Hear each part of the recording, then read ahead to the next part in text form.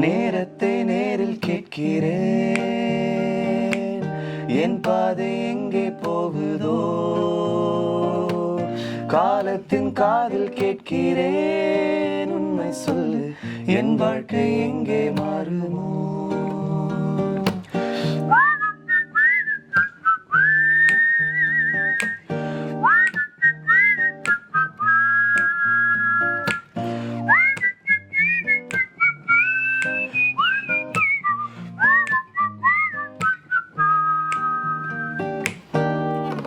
என்னோட favourite show இல்லை என்னோட ஃபேவரட் படத்தை யாராவது ரீமேக் பண்ணால் நான் தான் அப்படி கேட்பேன் சார். இந்த ஃபீல்டில் நான் இல்லை, ஒரு ஆக்டராக இல்லைனா நானும் ஒரு ஃபேனாக வந்து ஏன்டா அதை கெடுக்குறீங்கன்னு கேட்க தான் செய்வேன்.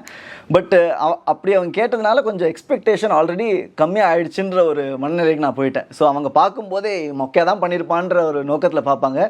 பட் ஹோப்ஃபுல்லி அந்த நோக்கத்தில் பார்க்கறதுனால எங்கள் ஷோ நல்லாவும் வரலாம்.